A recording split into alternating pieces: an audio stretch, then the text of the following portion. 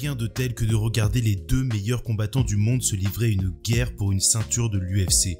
Un combat pour le titre a toujours une saveur particulière, l'enjeu est colossal, la tension est palpable et généralement, on a droit à un moment important, qu'il s'agisse du couronnement d'un nouveau champion ou de la continuité d'un règne. Pour les fans européens, le combat pour le titre est souvent la récompense d'une nuit passée à veiller jusqu'à l'aube. Souvent, l'attente vaut le coup, mais il y a des soirs où rien ne va. S'il n'y a rien de mieux qu'une belle guerre, il n'y a rien de pire qu'un combat soporifique de 25 minutes qui met à rude épreuve notre résistance au sommeil. Malheureusement, l'histoire de l'UFC est truffée de ces moments douloureux qui nous font presque reconsidérer notre amour pour le MMA. Si vous voulez vous rassurer après une telle soirée, n'oubliez pas qu'aux États-Unis, ils ont payé 80 $ pour regarder la purge. Aujourd'hui, jetons un regard sur le pire du pire en matière de combat pour un titre. Vous êtes sur la chaîne des Journeymen et voici les 10 pires combats de l'UFC avec une ceinture de champion du monde en jeu. Numéro 10, Jon Jones contre Thiago Santos, UFC 239.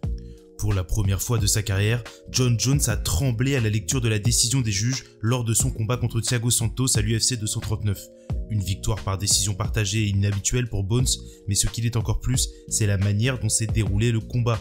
À l'entame du second round, Santos se blesse à la jambe sur un kick. Il est évident que le Brésilien est très gêné, mais Jones reste hésitant. Il respecte le striking de Santos, semble réticent à s'engager en lutte et il se satisfait d'échanges de kickboxing à distance. Pendant le reste du combat, il use Santos en ciblant sa jambe blessée et son corps. Il utilise par ailleurs ses fameux coups de pied obliques pour déchirer la jambe de son adversaire.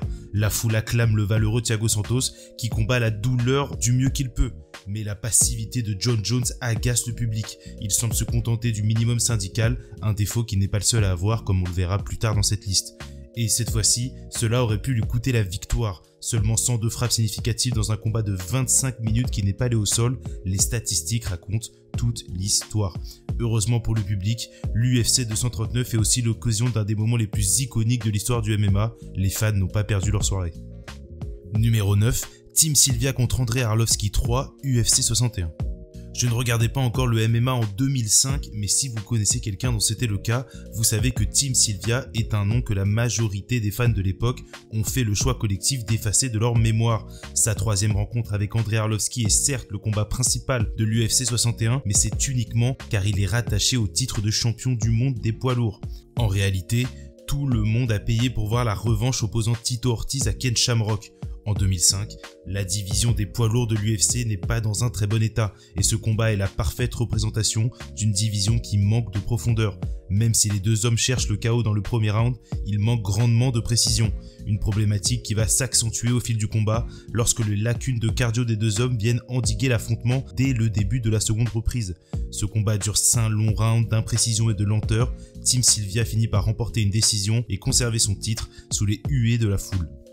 Numéro 8, Israel Adesanya contre Yoel Romero, UFC 248. Israel Adesanya est un très grand combattant. Quoi qu'il advienne dans la suite de sa carrière, sa trace dans le sport est concrète et elle ne pourra jamais être remise en cause. Mais, aussi brillant soit-il, The Last Stylebender aime souvent se contenter du strict minimum dès qu'il en a l'occasion.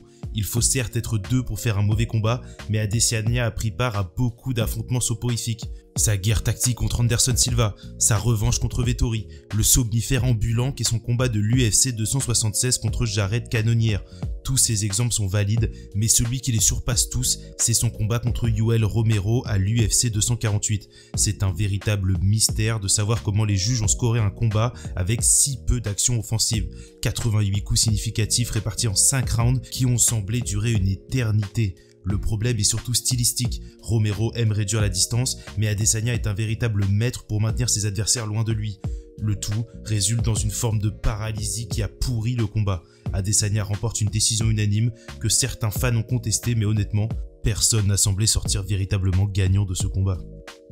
Numéro 7, Randy Couture contre Vitor Belfort 2, UFC 46. Cette entrée est quelque peu particulière car il est difficile de blâmer les deux combattants pour la façon avec laquelle s'est achevé l'UFC 46. La soirée était censée marquer la rencontre très attendue entre Randy Couture et Vitor Belfort près de 7 ans après leur premier affrontement. Lors de l'UFC 17, The Natural avait créé l'exploit en battant un jeune Vitor Belfort et la hype autour de la revanche est énorme. Malheureusement, 30 secondes après le début du premier round, un crochet du Brésilien effleure Couture et blesse la légende au niveau de l'œil. C'est le gant de Vitor Belfort qui, en frôlant le globe oculaire de son adversaire, l'a ouvert sévèrement. Le combat est arrêté malgré les protestations de Couture et ce dernier est transporté à l'hôpital immédiatement. Vitor Belfort voit la victoire par TKO et la ceinture lui être attribuée, mais les deux hommes vont s'affronter une troisième fois quelques mois plus tard à l'occasion de l'UFC 49. Sans faire de détails, Randy Couture récupère son titre dans un combat bien plus divertissant et leurs chemins ne se sont plus jamais croisés dans l'octogone. Numéro 6, James Pulver contre Dennis Holman, UFC 33. Tout le monde aime James Pulver, le poids léger est extrêmement populaire auprès des fans et son intronisation au Hall of Fame de l'UFC est plus que méritée.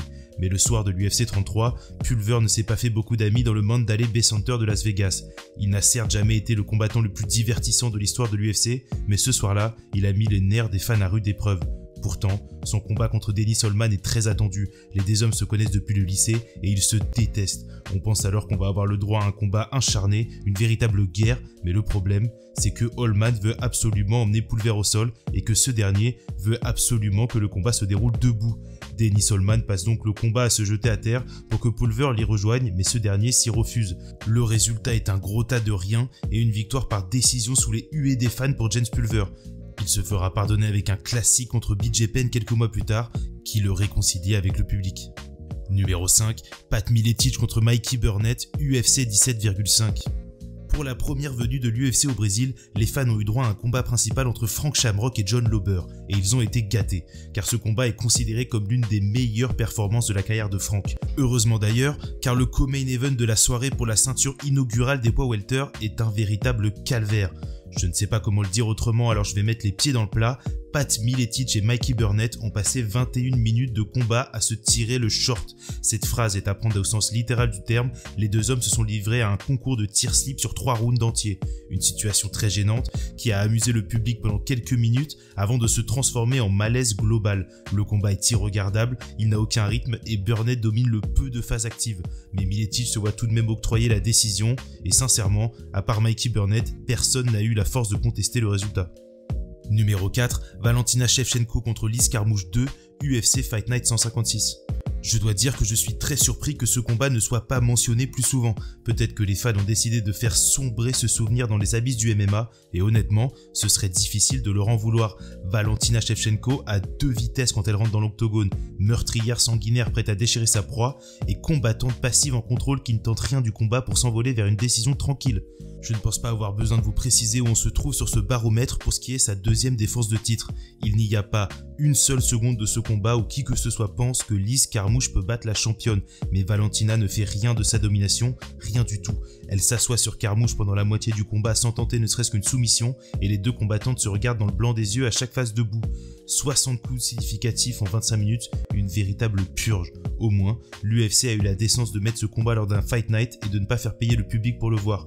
Petite anecdote pour finir cette entrée sur une note positive quand même, c'est sur cette carte que notre français Cyril Gane a fait ses débuts contre Rafael Pessoa. Numéro 3, Demian Maia contre Anderson Silva, UFC 112. Pour sa première à Abu Dhabi, l'UFC programme une carte XXL. Matt Hughes, BJ Penn, Renzo Gracie et Frankie Edgar sont tous de la partie, mais surtout, Anderson Silva est présent. Ce Spider est au milieu de son run légendaire de champion des poids moyens de l'UFC et il sort d'une impressionnante victoire par KO contre Forrest Griffin. Dana White compte sur sa star pour impressionner ses nouveaux partenaires commerciaux des Émirats. Silva domine largement Maia dans le début du combat. Demian veut emmener l'action au sol, mais Anderson ne tombe pas dans le piège et punit sévèrement les tentatives du spécialiste du jiu-jitsu. Mais à la fin du second round, Silva semble presque se désintéresser du combat, il fait des mimiques, s'amuse et se contente d'esquiver son adversaire. Rien ne se passe dans les 3 derniers rounds du combat et Dana White est si énervé qu'il laisse le manager d'Anderson Silva passer la ceinture autour de ses hanches. Une performance si horrible qu'elle aurait coûté à Anderson sa chance à un super combat contre Georges Saint-Pierre. Numéro 2, Ken Shamrock contre Dan Severn 2, UFC 9. Le combat opposant Ken Shamrock à Dan Severn pour la ceinture openweight de l'UFC, devenue ceinture poids lourd en 97, est entouré de circonstances bien particulières. Le jour de l'événement, la commission athlétique de Détroit décide de faire quelques ajustements pour autoriser la tenue de l'UFC 9.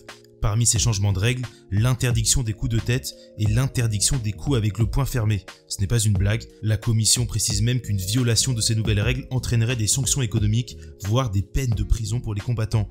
Énorme coup dur pour l'UFC, d'autant plus que le combat principal de la soirée oppose Ken Shamrock à Dan Severn, qui ne sont pas franchement réputés pour leur prouesse au grappling. Ken a au moins l'habitude de devoir user de sa paume pour frapper la tête de ses adversaires au vu de son expérience en pancrace. Il s'en est suivi 30 minutes d'inactivité, durant lesquelles les deux combattants se sont majoritairement regardés dans les yeux et même les commentateurs admettent ouvertement que l'ennui les gagne.